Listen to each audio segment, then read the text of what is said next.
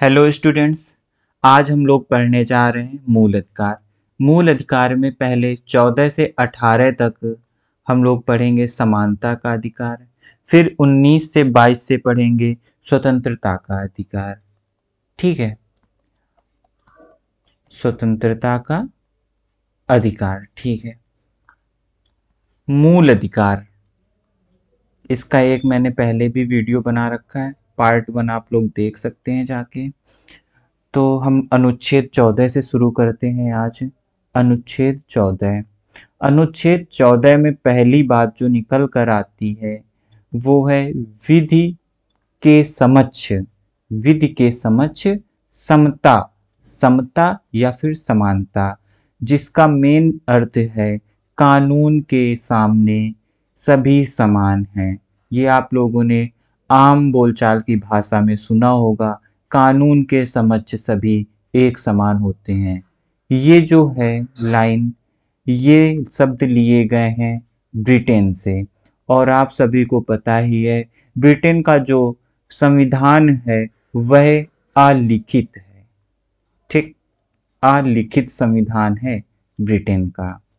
उसके बाद दूसरी लाइन दी गई है विधियों का एक समान संरक्षण, इसे लिया गया है यूएसए से। ठीक है, अब आते हैं अनुच्छेद 15 में। अनुच्छेद 15 में दिया गया है धर्म, जाति, लिंग, मूल वंश, जन्म स्थान आदि के आधार पर भेद का प्रतिषेध, भेद का प्रतिषेध।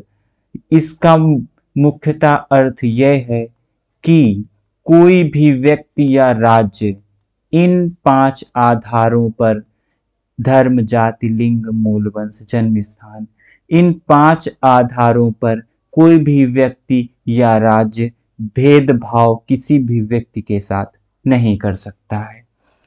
यहाँ पर अनुच्छेद 15 का 2 दिया गया है उपरोक्त 5 आधार, जो ऊपर ये 5 आधार दिए गए हैं, उपरोक्त 5 आधारों पर किसी व्यक्ति को सार्वजनिक स्थल पर जाने या उसके प्रयोग से नहीं रोका जा सकता। और ये कौन नहीं रोक सकता? कोई भी व्यक्ति या फिर राज्य, राज्य या व्यक्ति दोनों ही नहीं रोक सकते हैं। अनुच्छेद 15 का 3, यहाँ पर ये है अनुच्छेद 15 का 3, राज्य स्त्रियों व बालकों के लिए विशेष प्रावधान कर सकता है। यहाँ पर बात समझ में आई? राज्य स्त्रियों व बालकों के लिए विशेष प्रावधान कर सकता है। राज्य स्त्रियों के जीवन स्तर को सुधारने के लिए विशेष प्रावधान कर सकता है। जैसे कि आप लोग देखते ही हैं, स्त्रियों का आरक्षण और बालकों के लिए गांव में 6 से 14 वर्ष के बच्चों के लिए जैसे अनिवार्य शिक्षा वगैरह वगैरह, यहाँ से ही है। 15 का 3 राज्य स्त्रियों व बालकों के लिए विशेष प्रावधान कर सकता है। 15 का 4, अनुच्छेद 15 का 4, राज्य सामाजिक, यहाँ पर बात देखने वाली है, सामाजिक व शैक्षणिक रूप से पिछड़े, मतलब ओबीसी तथा एससी या एसटी के लिए विशेष प्रावधान कर सकता है। मतलब उनकी सामाजिक स्थिति और शैक्षिक स्थिति, यहाँ पर बात ध्यान करने वाली बात यह है कि सामाजिक स्थिति और शैक्षणिक स्थिति को सुधारने के लिए राज्य जो प्रावधान करेगा वो विशेष प्रावधान होंगे। ठीक है, आप लोगों को यहाँ तक समझ में आ गया होगा। उसके बाद आते हैं अनुच्छेद 15 का 5।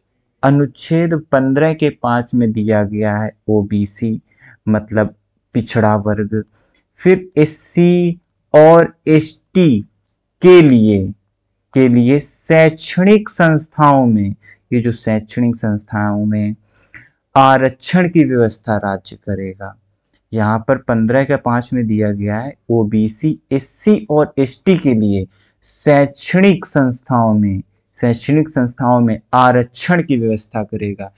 अगर यहाँ पे जहाँ पे मेरिट पर, जिन शिक्षण संस्थाओं में मेरिट पर एडमिशन होता है वहाँ पर राज्य ओबीसी, एससी और एसटी के लिए आरक्षण की व्यवस्था करेगा। अनुच्छेद 15 का 6, अनुच्छेद 15 का 6, आर्थिक आधार पर पिछड़े सवर्णों, आर्थिक आधार मतलब रुपए पैसों से, गरीबी में, तो पिछड़े सवर्णों को शिक्षण संस्थाओं में 10% अतिरिक्त आरक्षण दिया गया है। यहाँ पर एक बात और बता दें, इसे बाद में जोड़ा गया है, जो कि था 103वां संविधान संशोधन, 103वां संविधान संशोधन। और ये 103वां संविधान संशोधन कब हुआ? तो यह 103वां संविधान संशोधन 2019, ठीक है। यहाँ पर ये बात याद रखिएगा, और इसे हम लोग आम बोलचाल में EWS भी कहते हैं। अब हम लोग देखते हैं अनुच्छेद 16 या फिर 16 का 1, अनुच्छेद 16 या फिर 16 का 1। अनुच्छेद 16 और 16 के 1 में लिखा हुआ है, लोक नियोजन के संबंध में अवसर की समानता, मतलब जो कि नौकरियों में सभी को एक समान समझा जाएगा, ठीक है। जो किसी को भी नौकरियों में सभी को एक समान समझा जाएगा, ठीक है। अनुच्छेद 16 का 2, यहाँ पर लिखा हुआ है अनुच्छेद 16 का 2, ठीक है। अनुच्छेद 16 के 2 में लिखा हुआ है, राज्य 7 आधारों पर किसी भी व्यक्ति को अपात्र घोषित नहीं कर सकता है। राज्य 7 आधारों पर किसी भी व्यक्ति को अपात्र घोषित नहीं कर सकता है। वे 7 आधार ये हैं: धर्म, जाति, मूल वंश, जन्म स्थान, लिंग, निवास स्थान और उद्भव।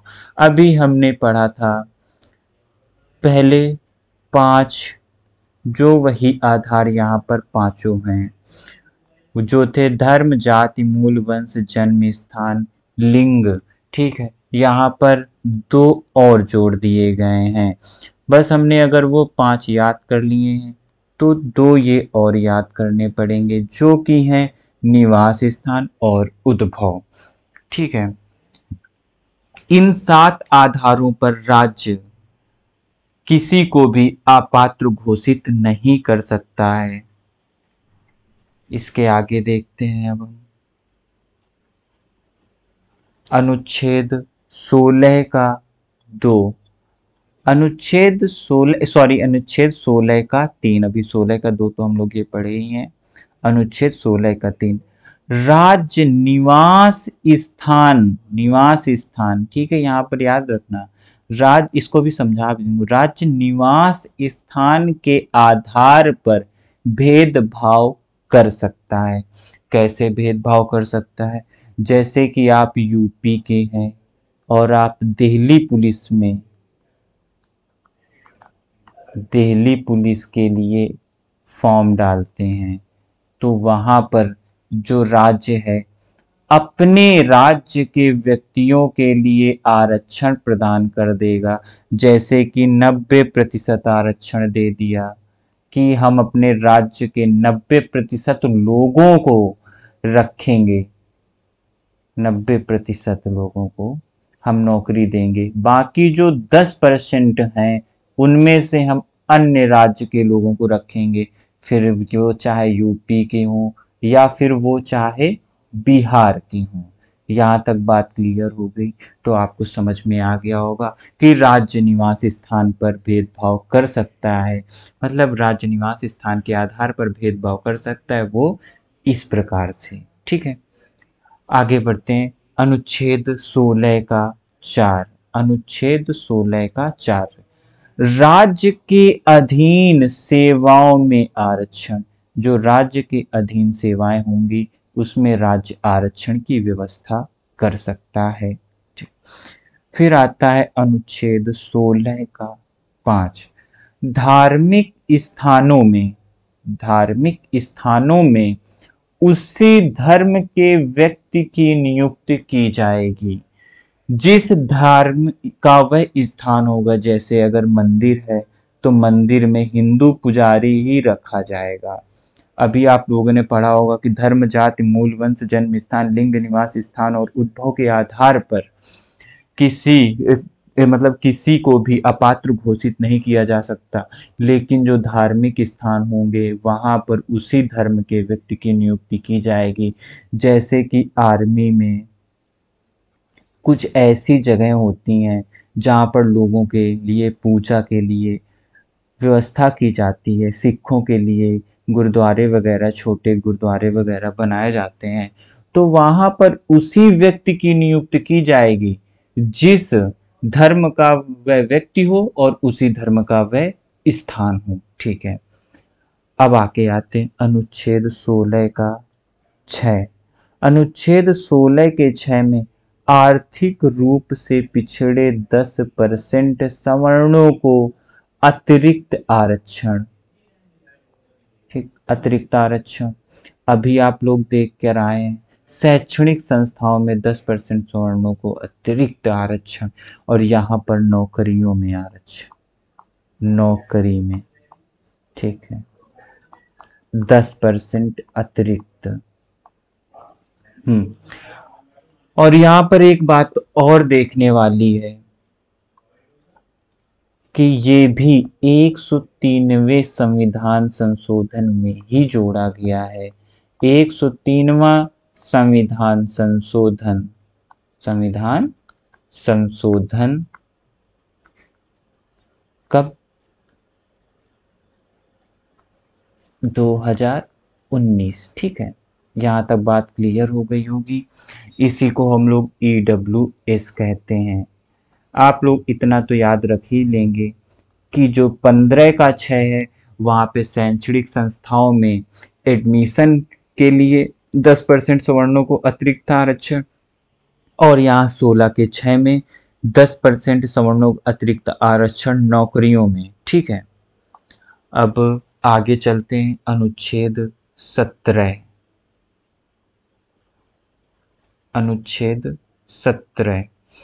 अनुच्छेद 17 में दिया गया है, अनुच्छेद 17 अस्पृश्यता का अंत। इसी को हम लोग बोल सकते हैं छुआछूत का अंत, छुआछूत का अंत।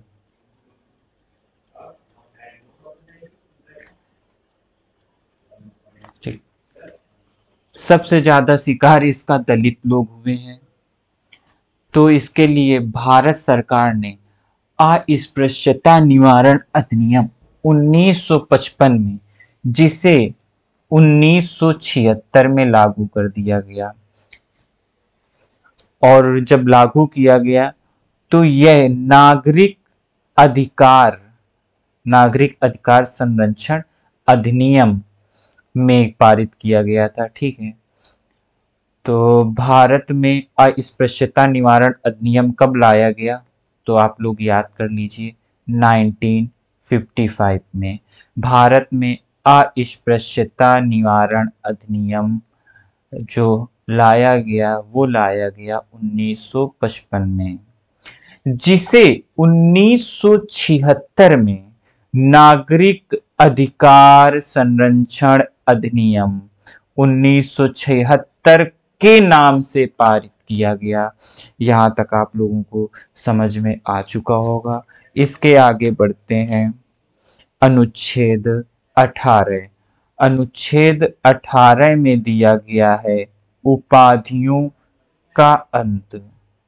पहले खाने खाना और चौधरी इत्यादि प्रकार की उपाधियां दी जाती थी, जिसे समाप्त कर दिया गया। अब केवल राज्य जो है केवल शिक्षा व सेना में उपाधि दे सकता है, वो उपाधियां कैसी होंगी?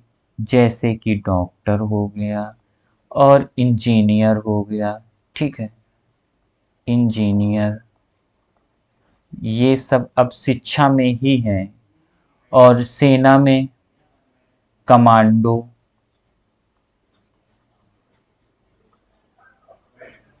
सेना की उपाधियां हो गई, ठीक है। तो अब केवल राज्य शिक्षा व सेना में उपाधि दे सकता है। यहां पर मैं आप लोगों को कुछ बताना चाहूंगा कि 1954 में 1954 में भारत रत्न और पद्म पुरस्कार प्रारंभ हुआ, जिसे 1977 में मोरारजी देसाई ने इसके वितरण पर रोक लगा दी। फिर 1980 में, देखिए यहाँ पे समझते चलते हैं, देखो 1954 में प्रारंभ किया गया, जिसे 1977 में मोरारजी देसाई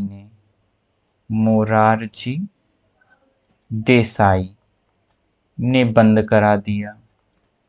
फिर उसके बाद में 1980 में दोबारा से इंदिरा गांधी ने इसको प्रारंभ कर दिया,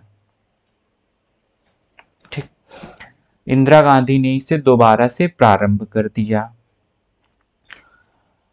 तो यहां पर एक बात मैं समझाने वाला हूं कि जब ये पद्म पुरस्कार देना प्रारंभ किया गया, भारत रत्न और पद्म विभूषण, पद्म भूषण और पद्म विभूषण, पद्म भूषण वगैरह, तो लोगों ने इसको अपने नाम के अंत में जोड़ना शुरू कर दिया, ठीक है, अपने नाम के अंत में लिख लेते थे, या फिर प्रारंभ में लिख लिया भारत रत्न, फिर उसके बाद अपना नाम, फिर उसके बाद अपना नाम लिख लेते थे, जिससे कि इस आर्टिकल का उल्लंघन होने लगा।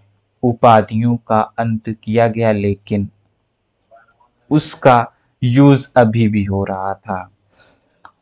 तो 1996 में 1996 में बालाजी राघवन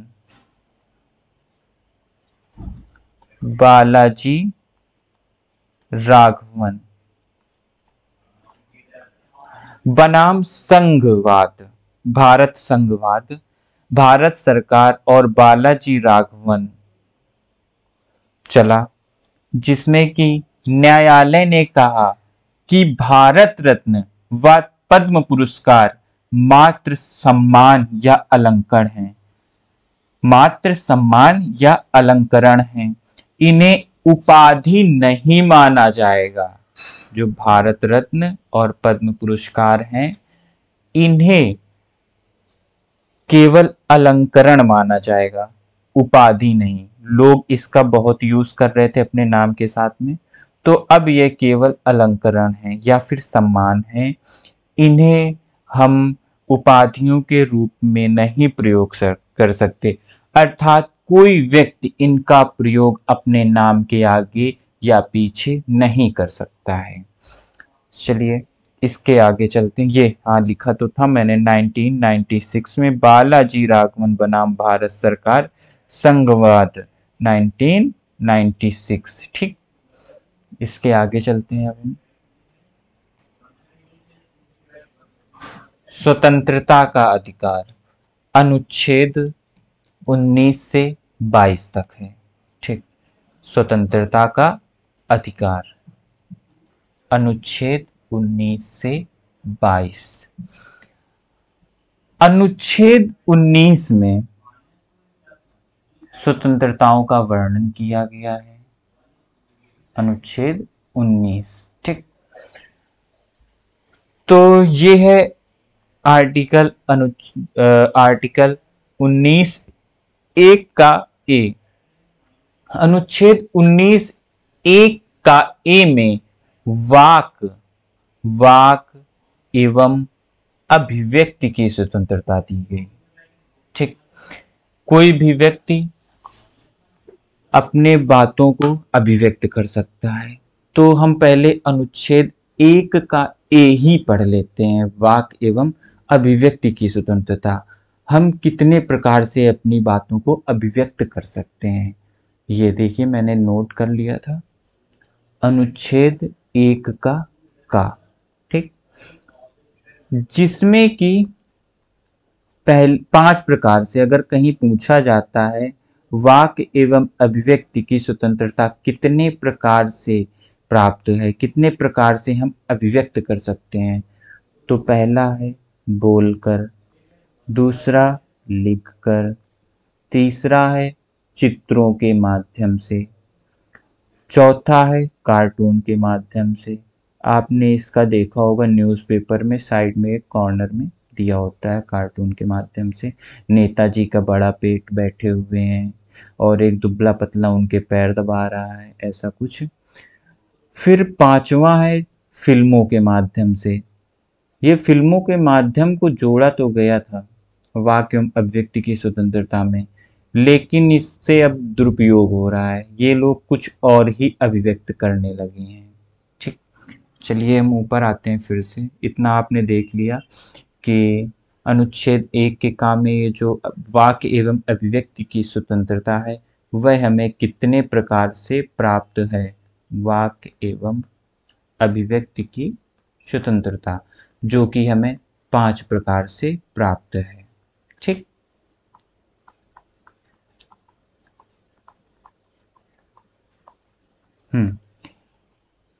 चलिए ऊपर चलते हैं। फिर अनुच्छेद 19 1 का भी शांतिपूर्ण सम्मेलन करने का अधिकार। ठीक, फिर उसके बाद में 19 2 का सी संगठन या संघ बनाने का अधिकार। फिर उसके बाद है अनुच्छेद 1 का डी आबाद संचरण की स्वतंत्रता। आबाद संचरण की स्वतंत्रता का अर्थ है देश के किसी भी कोने में आप जा सकते हैं, वहां घूम सकते हैं। ठीक है, फिर आते हैं अनुच्छेद 1 का ई। अनुच्छेद 1 का ई में है कि देश में कहीं भी रहने या बसने की स्वतंत्रता है, आप देश के किसी भी कोने में जाकर रह सकते हैं। ठीक है, उसके बाद आते हैं संपत्ति की स्वतंत्रता। इसे अब हटा दिया गया है। आपने अभी आगे पढ़ा था समानता के सॉरी अभी आगे आपने पढ़ा था, वो शायद से मैंने पार्ट 1 में बताया हुआ, यहाँ पर मैं दोबारा से इसे एक्सप्लेन कर देता हूँ। जो आर्टिकल 19 का इफ है संपत्ति की स्वतंत्रता, इसे 44वां संविधान संशोधन 44वां संविधान संशोधन में हटाया गया। संविधान संशोधन, और ये 44वां संविधान संशोधन हुआ कब था? 1978। और इस टाइम पे जो प्रधानमंत्री थे वो थे मोरारजी देसाई। मोरारजी देसाई। ठीक, फिर उसके बाद में आता है अनुच्छेद 1 का जी जीविकोपार्जन हेतु वृत्ति की स्वतंत्रता। मतलब आप कोई भी व्यवसाय कर सकते हैं, लेकिन हाँ ऐसा नहीं है कि आप बन बनाने लगो। कानून के अंतर्गत आने वाले व्यवसायों को करने की स्वतंत्रता यहाँ पर हमें दी गई। ठीक, ये हमने पढ़ ही लिया है। और अनुच्छेद 19 के अंतर्गत सर्वोच्च न्यायालय ने समय समय पर कुछ चीजों को परिभाषित किया है। आप देख सकते हैं यहाँ पे प्रेस की स्वतंत्रता, वाक एवं अभिव्यक्ति की स्वतंत्रता, और एक ये है मौन या चुप रहने की स्वतंत्रता। जब वाक एवं अभिव्यक्ति की स्वतंत्रता हमें प्राप्त है तो मौन और चुप रहने की भी स्वतंत्रता होनी चाहिए। तो न्यायालय ने इसे कहा हाँ, मौन या चुप रहने की स्वतंत्रता है। ठीक, आपको पता है जो मूल अधिकार हैं वो न्यायालय द्वारा प्रवर्तनीय हैं, और मूल अधिकारों का सजग प्रहरी भी न्यायालय को कहा जाता है। ठीक, तो मौन या चुप रहने की स्वतंत्रता को हम समझ सकते हैं। जैसे किसी हम स्थल में वहां पर जनगण मनगण राष्ट्रगान होने वाला है या हो रहा है, तो आपको आता नहीं है राष्ट्रगान, तो आप वहां पर शांत खड़े रह सकते हैं। आपको आता नहीं होगा, आप गलत पढ़ेंगे, इसलिए यह यहाँ पर आप प्रयोग कर सकते हैं कि आपको जनगण मनगण मतलब राष्ट्रगान नहीं आ रहा है तो आप शांत रहकर सिर्फ सुन सकते हैं। ठीक है। और 2005 में न्यायालय ने जोड़ दिया ध्वज फहराने का अधिकार। ध्वज फहराने का अधिकार। ठीक, उसके बाद आता है फोन टेपिंग करने के विरुद्ध अधिकार। आप दो लोग बढ़िया मीठी मीठी बातें करने में लगे हुए हैं, कोई तीसरा व्यक्ति थर्ड पार्टी आपका फोन टेप कर लिया और आपकी यहाँ से आपकी निजता का उल्लंघन हुआ। यहाँ से आपके निजता का उल्लंघन मतलब प्राइवेसी का, तो इसलिए इसे भी न्यायालय ने कहा है फोन टेपिंग के विरुद्ध अधिकार भी हमें प्राप्त है। उसके बाद आते हैं अनुच्छेद 20 में। अनुच्छेद 20 में अनुच्छेद 20 में है अपराधों के संबंध में दोष सिद्धि से संरक्षण। इसका साफ अर्थ समझ में आता है कि यदि कोई व्यक्ति कोई अपराध करता है तो वह चाहे तो खुद का अपराध कबूल करे या फिर ना करे, उसके साथ कोई जबरदस्ती नहीं कर सकता है। अगर उसने कोई अपराध किया है तो वह चाहे तो अपना अपराध स्वीकार करे और चाहे तो ना करे। यहाँ पर पुलिस इसका दुरुपयोग करती है। पुलिस करती क्या है कि व्यक्ति को, दोषी को पकड़ती है, मारती है और उससे कहती है कि अपना दोष स्वीकार कर लो। लेकिन वह व्यक्ति न्यायालय में जाकर अगर कह दे, पुलिस के सामने उसने बोल दिया कि हाँ मैंने किया, और न्यायालय में कह दे नहीं मैंने तो ऐसा नहीं किया, हमें पुलिस ने मारा और हमें दोष स्वीकार करने के लिए फोर्स किया, जबरदस्ती किया, तो यहाँ पर जो न्यायालय में कहेगा वही मान्य होगा। 20 का 1, अनुच्छेद 20 का 1 कार्येतर विधि से संरक्षण। फिर अनुच्छेद 20 का 2 दोहरी क्षति से संरक्षण। दोहरी क्षति से संरक्षण का अर्थ है यदि आपने एक अपराध किया तो उस अपराध की सजा एक बार मिलेगी, मतलब एक अपराध की एक सजा। जैसे कि आपने आज से 15 वर्ष पूर्व किसी का मर्डर कर दिया, ठीक,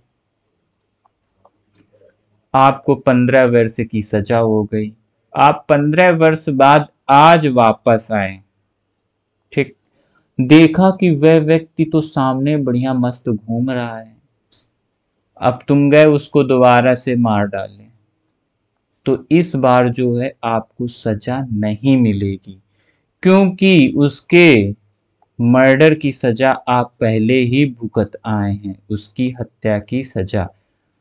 तो एक अपराध की एक ही बार सजा मिलेगी। यहां पर इतनी बात क्लियर। अब आते हैं आत्म अभिशंसन, अनुच्छेद 20 का 3 आत्म अभिशंसन से संरक्षण। तो यहाँ पर भी कुछ चीजें हैं कि किसे आत्म अभिशंसन माना गया, किसे नहीं माना गया। देख, आत्म अभिशंसन वह चीजें हैं जिनकी जांचों से आपका पता चले कि आपने अपराध किया है कि नहीं किया है। तो सर्वोच्च न्यायालय ने कुछ चीजों को आत्म अभिशंसन नहीं माना है, ठीक, हम यहाँ पर ही लिख देंगे।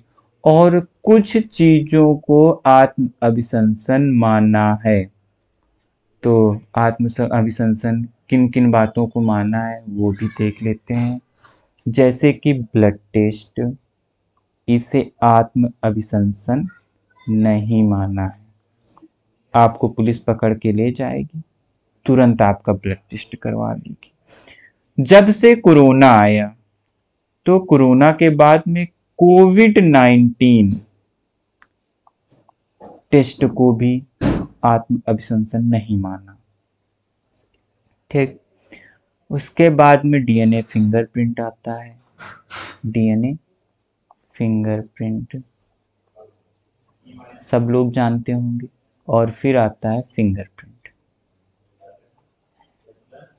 ये जो यहाँ पर दी गई बातें हैं, इन्हें न्यायालय में आत्म अभिशंसन नहीं माना है। अब ये भी देख लेते हैं कि आत्म अभिशंसन माना किसको नहीं, किसको माना गया है।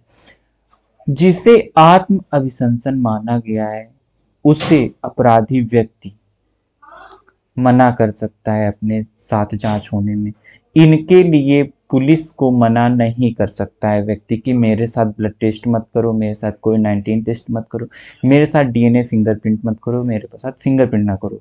लेकिन जिन्हें आत्म अभिशंसन माना गया है उसके लिए उस व्यक्ति से परमिशन लेनी ही पड़ेगी। तो आत्म अभिशंसन न्यायालय ने किन बातों को माना है? तो नारकोटिक्स टेस्ट को माना है, नारकोटिक्स टेस्ट। उसके बाद में है पॉलीग्राफ टेस्ट, पॉलीग्राफ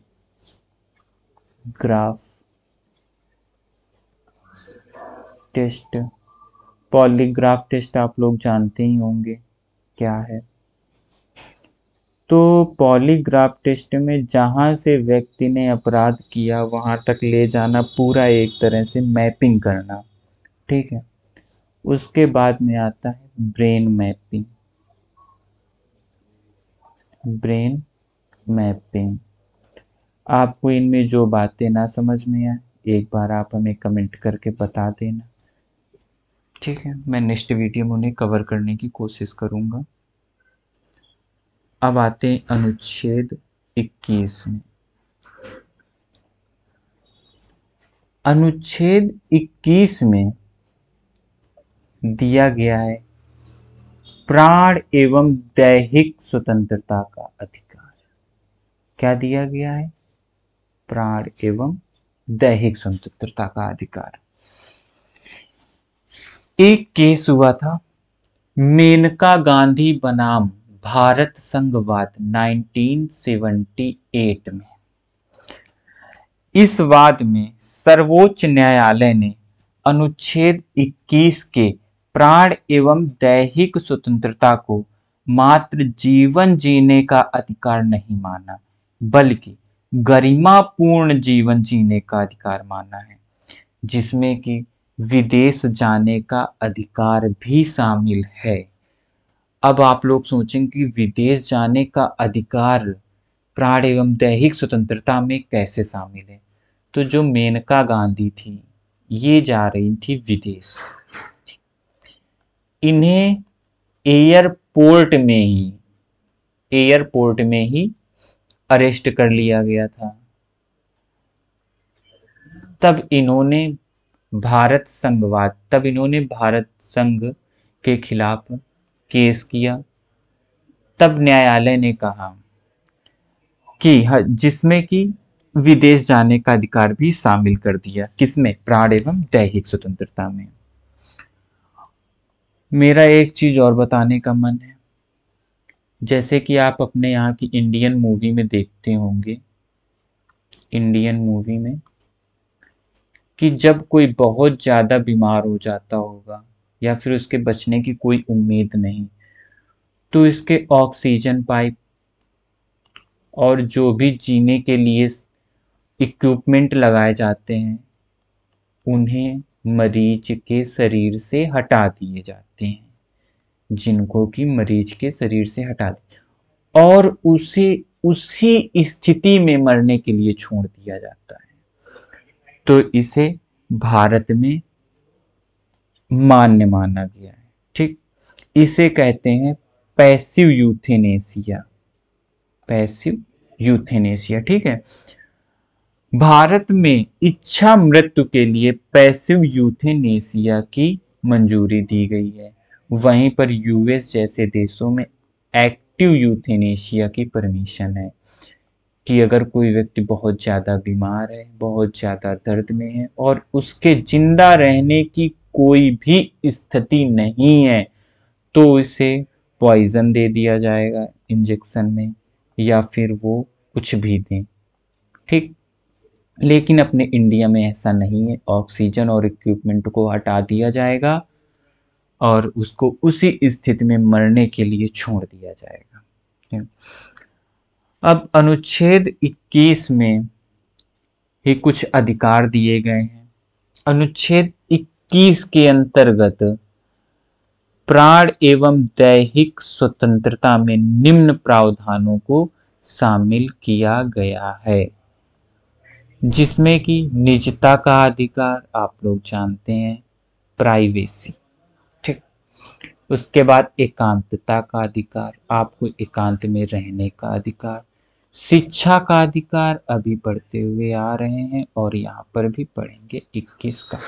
ठीक, शयन का अधिकार मतलब सोने का अधिकार, घर में मम्मी पापा से मत कहना कि मुझे सोने का अधिकार है, नहीं तो उड़ती हुई चप्पल आपके पास आएगी और गाल लाल करके चली जाएगी।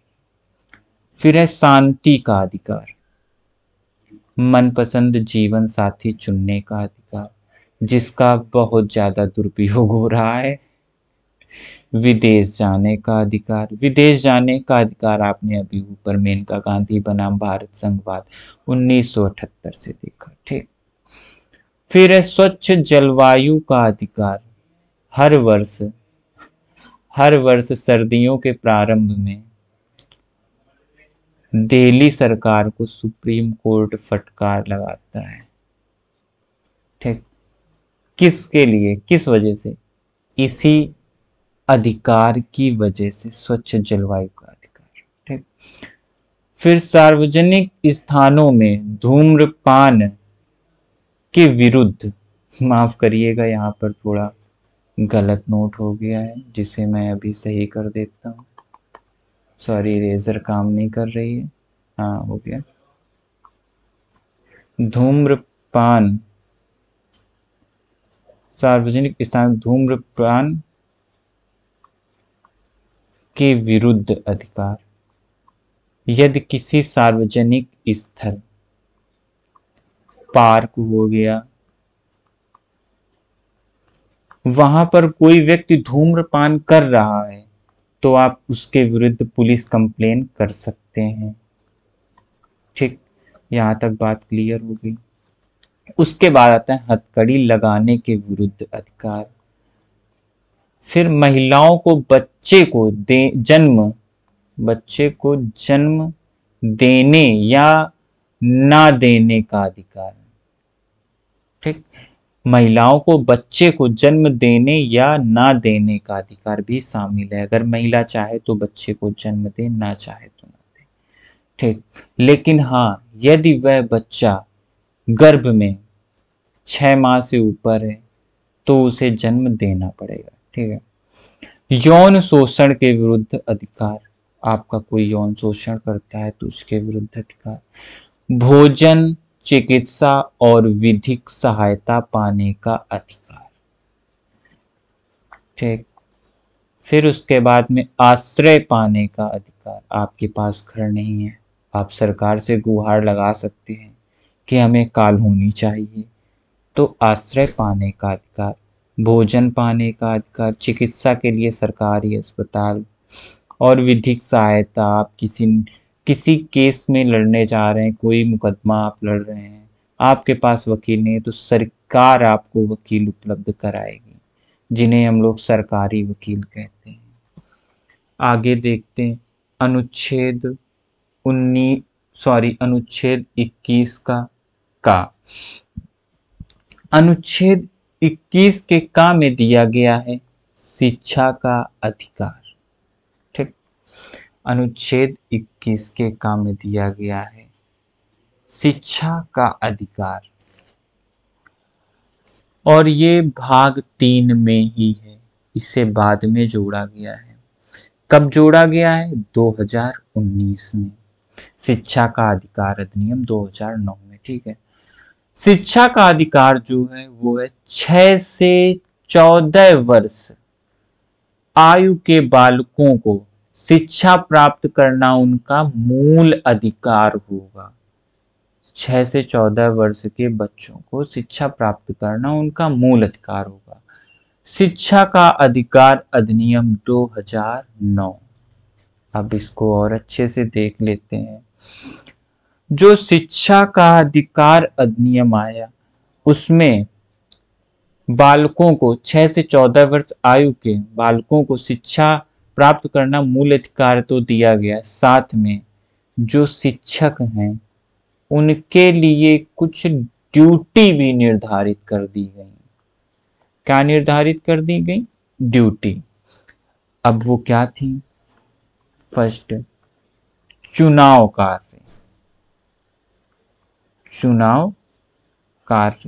चुनाव कार्य में आप लोग तो देखते ही होंगे कि शिक्षक जो प्राइमरी और जूनियर स्कूल के होते हैं वो इसमें काम करते हैं। फिर जनगणना में भी शिक्षक ही कार्य करते हैं, ये उनकी ड्यूटी है। ठीक, पढ़ाने के अलावा भी इतने काम उन्हें करने पड़ते हैं। राहत एवं सुरक्षा, किसी प्राकृतिक आपदा में उन्हें राहत और सुरक्षा प्रदान करना होगा।